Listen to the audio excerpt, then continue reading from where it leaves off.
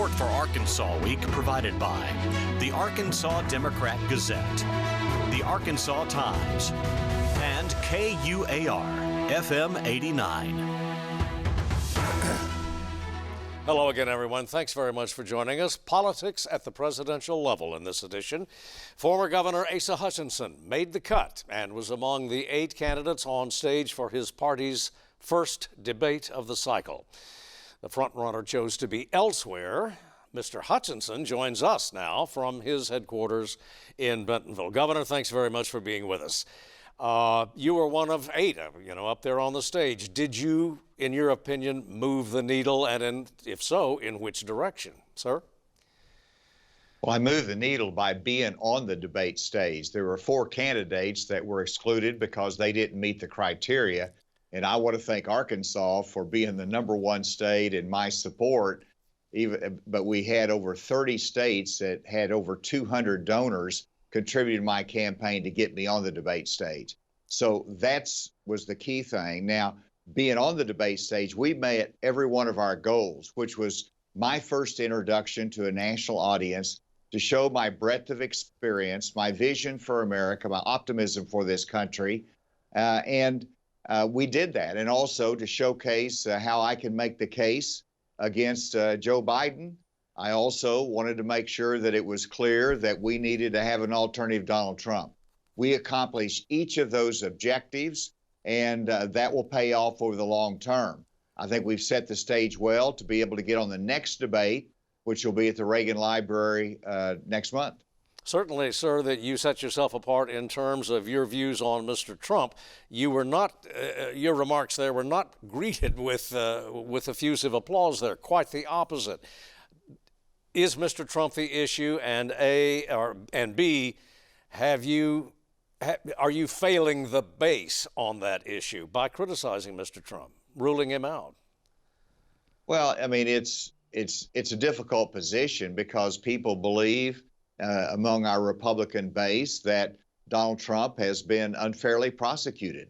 And so they have sympathy for him, and they're balancing that with the understanding that he cannot win independent votes and cannot win a general election. And so my mission is not to say Donald Trump is an evil person, but to say we've got to win in 2024, and the path to victory is not through Donald Trump. And obviously, some of the prosecutions are unfair in my judgment, might be politically motivated, overreaching. Most of the New York case and the Georgia case I have concerns about. But at the same time, the reality is that he has not served our country well as the way he's handled the transfer of power. And there's a consequence to that, and he's going to pay the price with the voters, and that's why we need to have a different direction. And yet, sir, it's been said before, with each indictment, each true bill, he seems to get stronger. How do you counter that? Well, first of all, you got to tell the truth. And I believe in this. Everyone knows that I've fought for the Republican Party and building the Republican Party in Arkansas for 40 years. And I don't like to see it going a way that might forever change its course and diminish it as a competitive party. And we're on the verge of that. And so I'm in there fighting. Will I win that fight? We'll see, but it's a fight worth having. And if you look at 4 more years, as I said in my closing argument, that we don't need 4 more years of Joe Biden, and we don't need 4 more years of Donald Trump. There's a better path for the future of our country, and I'm making that case. As to how people respond to that, I think they are. And I think you'll see Iowa as the first place that there'll be a change in direction. Is Iowa make or break for you, sir? You know, I wouldn't put it in that category. And of course, Iowa, the debate is whether you have to be in the top 3 or the top 5 to move on. And so that's what you're evaluating. But clearly, the time that I've spent in Iowa, the response that I'm getting, the team that I'm building there is going to pay off. And I think you'll see those numbers change. But first, there's 2 things got to happen. I have to make my case, but obviously people have to realize that we need to go a different direction than Donald Trump. The latter question is something that's going to take some time. and some soul searching to see that happen. The top three candidates, sir, in almost all of the, well, in fact, all of the surveys that I have seen thus far indicate that it's either Mr. Trump or two candidates who seem to want to share that quarter of the Republican Party with him. Can you crack through that? How do you crack through that? Well, there's a lane. There's a significant number, percentage in the party that believes we need to go a different direction than Donald Trump, and somebody that is simply wanting to be like Donald Trump. And you see a couple candidates like that. And but there's a significant number that want to go a different direction.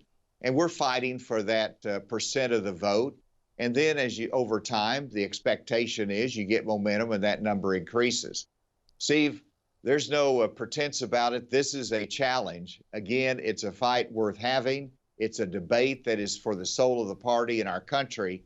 And I'm just delighted that we've made this level of progress, and I don't believe it's too late to turn it around. You are not, then you're saying, sir, you are not out of step with your party. Well, not entirely the party. No, surely there's some that are not going to go with anybody other than Donald Trump. Someone came to me and after the debate and said, "God bless you, but I'll be with Donald Trump even if he's serving as president from Alcatraz." That is an exact quote. So I'm probably not going to get that vote anytime soon. But there's a vast number, over a majority of voters in the Republican base that understand we need to go a different direction. Governor Hutchinson, we thank you, sir, very much for your time. On to Iowa. We'll be watching you there. All right, great. Thanks, Steve. Thank you. Come back soon. Right back with more.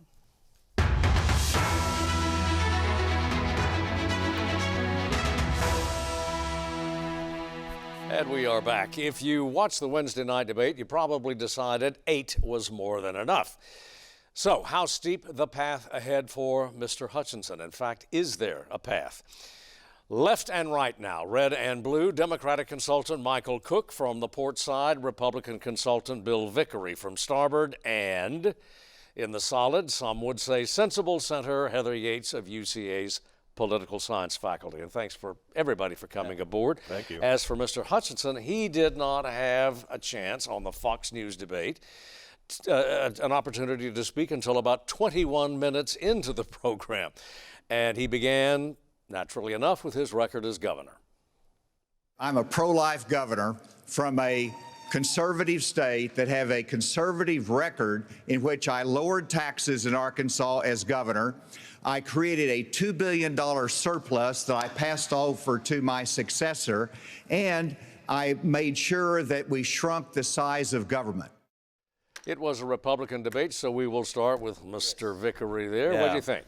Well, overall, look, 8 candidates. Debates are tough on television to begin with.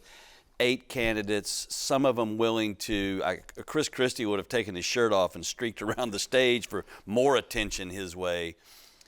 Really tough. And then, look, the governor was trying to make sensible, lucid, sound points in delivering in a non-yelling manner. And it's just difficult to break out like that. You noted the fact that we're most of the way through before he got a chance to speak. That's what happens when you get that many people on a stage at once. And we're really, the big guy that looms over the whole thing is Trump not being there and the impact that has on it. Yeah, Michael. First of all, in some ways, it felt like a pointless exercise because Donald Trump was too much of a coward to even show up for the debate. So it sort of Coward or canny? I'd say coward. I'd say if you have the guts to take some shots from your opponent. So that's my opinion. But then second of all, when it comes to former Governor Asa Hutchinson, Asa Hutchinson is a Reagan Republican in a party that hates Reaganism. It's now Trump MAGA. Ronald Reagan was sunny optimism. We're so lucky to be Americans and shining city on a hill. Trumpism is you're a bunch of suckers who are getting, screwed over by people at the top of you and people below you, and you're just getting taken for a ride by the deep state. That's what the world of the Republican primary voter is. And Asa is just he's a thoughtful, pragmatic conservative, but he's just sort of out of step with the modern Republican Party. Yeah, Heather? So the goal of the GOP debate this week for Asa Hutchinson really, I think, need to be twofold. He nailed his first goal, which was to introduce himself to a national audience. He needed to put out there his record. He was leading with a results-driven resume. He was trying to introduce himself to the audience as a record-proven Republican of the traditional kind. He's also speaking to donors when he was doing that. The second part of the goal that I think Asa Hutchinson needed to be a little more assertive on was that he needed to have a breakout moment in that debate. It was a crowded debate stage, crowded primaries. They tend to get very contentious. You've got personalities that were on that stage that were chaos agents in the absence of the chaos agent that we're all talking about, which is Donald Trump. Donald Trump didn't actually have to show up to the debate. He's got a 20 to 40 point lead over some of these candidates, and he is campaigning exactly the way he campaigned in 2016. He did not campaign on the ground in Iowa in 2016, and he is showing the establishment that he didn't have to be there. And I think the polls are showing that. To Asa's credit, to Governor Hutchinson's credit after the debate, because he did come out the strongest and the most consistent in his critique of Donald Trump, he was not punished in the polls. Now there's only been a handful of polls after that debate. He wasn't punished for that. Michael said, or Bill said something earlier. Asa wanted to do this in a non-yelling manner, right? Yeah. I think he's got to be genuine. But the base seems to kind of want to yell. That's what they crave. And so it's really almost a study in contrast. We talk about how you want a sound person, a thinker, someone, an adult in the room to start to... But then what we really want is we want the WWF, there on the stage and yelling and screaming. And you can see that in the crowd they got to a little some of degree. It, I mean, but Heather made a very good point. If you're Asa Hutchinson, this is a multi-verse song. And so you couldn't, with 8 people on the stage, really have a massive breakout situation unless something just fell into your lap. You got to play the long game here. You got to start to speak to donors to look and say, see, I am the adult here. I can be that voice. And then try to build your fundraising base up from that and prolong your stay at the dance. Yeah, another point here. Mr. Hutchinson was the first of the candidates to mention by name the former president, Mr. Trump, and that involved a question involving crime. No one likes to see an America with smash and grab in our inner cities. As President of the United States, that will stop.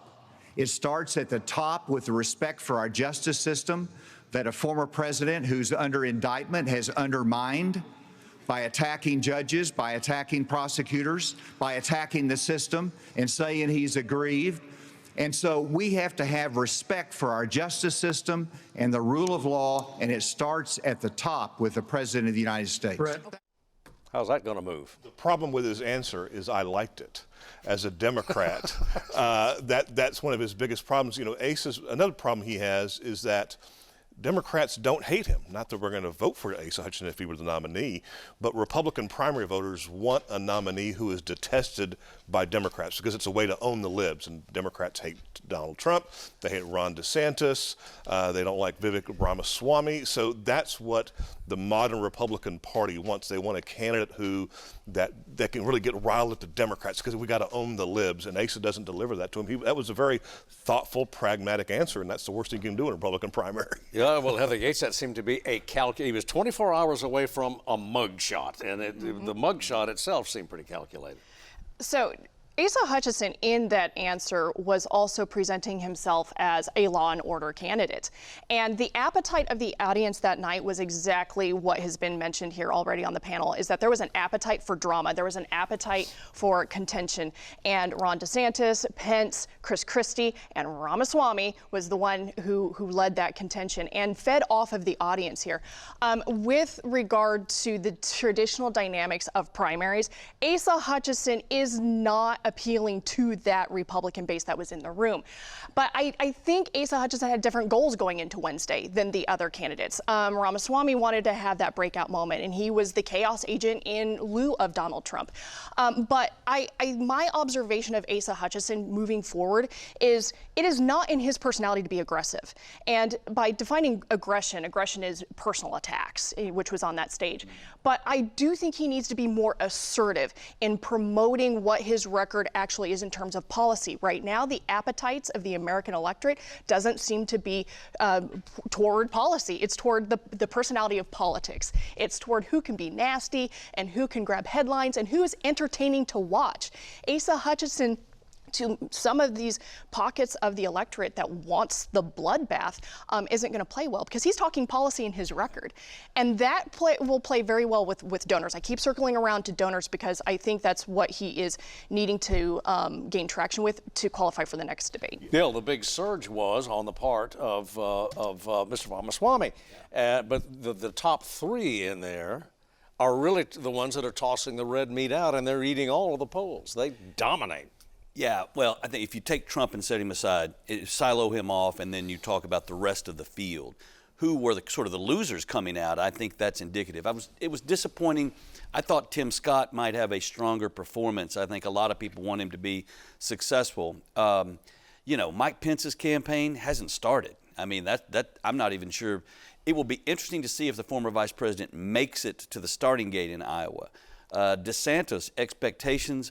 The legend of Ron DeSantis has been a bigger campaigner than the actual Ron DeSantis is inside the Republican Party. So all these debates are sometimes truth machines like that. You get to see the poor performance stands out more often than the really good performance. But for Governor Hutchinson, he's got to play the long game here. He's got to be on the 4th, the 5th, the 6th debate. He's got to be there. He needs the print press then to come in and talk about him being the sound, sensible adult candidate, those kinds of. That's how he stays alive and develops campaign contributions. That's exactly Hutchinson's problem. Is he's a pragmatic, bland, kind of boring politician, which is what you really want for a presidential candidate. But that's not what the party wants. I'll be surprised if he's even in until Iowa, because at a certain point the money starts drying up very, very quickly. So if he's even campaigning by the time Iowa's around, I'll be surprised, because that's not what the party doesn't want, an adult in the room. The donors are not, it's no longer big donors, it's the small donors that want that red meat that are the ones that fund these presidential campaigns, and Asa's not delivering to them for them. All right, well, another piece from the debate, a bit later in the debate, but in the same vein. The candidates were asked to raise their hands if they would support a Trump nomination in the event that the former president becomes a convicted felon. You did not raise your hand. I did not raise my hand because there's an important issue we as a party have to face. And over a year ago, I said that Donald Trump was morally disqualified from being president again as a result of what happened on January 6th. More people are understanding the importance of that, including conservative legal scholars who says he may be disqualified under the 14th Amendment from being president again as a result of the insurrection. This is something that could disqualify him under our rules and under the Constitution. It didn't play well with that audience, Heather, and does he have a better chance with the base? The broader base. The general election base he might have a better chance with, but that's the problem. He's got to get through the primary. And he's been very consistent in his critique of Donald Trump. And Wednesday night was possibly the strongest critique he came out, and drawing those boos from the crowd actually might have played into Asa Hutchinson's game of fundraising, because he is trying to appeal to like the Lincoln Project Republicans, and the Lincoln Project Republicans have been saying this. So, but he's got to get through this primary, and I am concerned that if he's not more assertive, that he's going to turn into an anachronism, something that's outdated for the larger party demographic. I do think it's important to note who he's running against. And he's not running, I mean, in practical reality, he's not running against Donald Trump. He's running against Haley, Scott, others. You kind of that second tier of candidate there. All he's got to do is finish better than them. And as the field begins to whittle down, be the one stuck that you're sticking around and continue to make that kind of argument. Heather's point is right. I mean, yes, he needs to be more assertive, clearly, but the reality is, as long as he's outperforming the other group or engaged better than the other group, that's his real advantage in terms of getting beyond Iowa, New Hampshire, and into South Carolina. Well, Bill, are you saying that you do see a path for he does have a path for him, the old Main Street Republican path? I think there is a pathway for him to maintain his presence in the race for a long period of time, running a guerrilla-style campaign, living off sort of and we've seen that happen. That's the nature of, especially Republican primaries. They tend to kind of one or two candidates stick around, and we saw it in John Kasich's in 2016. So, you fill that role, you become a real outsized figure in the primary. Yeah, Michael? There's not really a path for Asa Hutchinson because, one, like Bill was referring to, there's too many other people sort of competing for that same lane. So they're all chopping up the vote, leaving Trump with the plurality, which is exactly how he won in 2016. And for Asa, again, I'll be surprised if he's in Iowa, but if he doesn't win in Iowa or New Hampshire, I mean, it's over. Yes, he could still keep running like Kasich, but Kasich was never the nominee. You've got to rack up some wins to be the nominee. Does it suggest anything that the gentlewoman from South Carolina got a bit of a nudge, at least in the public? She did a very good job in that debate. She went after Democrats, which is what Republicans have to do in a Republican primary debate. But she went after some Republicans for raising the debt for many years. She also raised her hand to that question. Right. Well, because you cannot. That's the other problem with Asa. You have to fall into the big lie that the Department of Justice and prosecutors are weaponizing this, and that the election, you have to fall into the lie that the election was stolen, and Asa refuses to fall into that lie. And again, that hurts him with a Republican base by being a reasonable, pragmatic conservative. So he's just sort of, he's an Arkansan, but he's stuck in a very narrow path that I don't see him getting anywhere at all. All right, back to the center, Heather. What are we looking for now? What are we going to see? Well, and I think the for Mr. Hutchinson. Well, right, and I think for this the reality of the primary is that every single primary contender right now is running against Donald Trump, whether they like it or not, because he is the one leading in the polls. Asa Hutchinson, I've said this again, his personality type is not the type to be aggressive or personal, but he is going to have to be assertive and put his record out there, but he's also going to have to sharpen his criticism and not be afraid to criticize his other contenders, because you're trying for a nomination. And for that, he has to show to the base that he can get into the ring and be a little more assertive, even if that's outside of his comfort zone. So as a candidate, he's going to have to step outside of that comfort zone and assert a little more. Yeah, we're still talking about the red meat element of the base there. I mean, can he get around the fact that he does not like Donald Trump? It's going to get down to the demographic divide, how the demographics cut in Iowa and all the primaries and the caucuses. Because I do think that if we drill down on the data, we're going to actually see a generational difference. I think that Asa Hutchinson is going to appeal to mid to older generation Republicans who remember Reagan-esque conservatism and is still trying to wrestle that back. With the younger crowd, Ramaswamy is the biggest threat, because that's the red meat, it's the raucous politics, it's the gladiator-style bloodbath that seems to be capturing the attention of the younger crowd. So I think it's how the demographics cut in the primaries. Back to Bill one more time, but yet it is Mr. DeSantis who has the track record that... He has done a poor job of translating his success in Florida to success as a candidate. And I think he's running against expectations. I mean, but his underperforming on expectations is really, I think, is a drag for them. And he's got to, the next couple of debates, he's got to find some issue, way to break out. And got to end it there. Michael, we'll come back to you next time when you guys come back. All right. That's it for us this week. As always, thank you for watching. See you next week.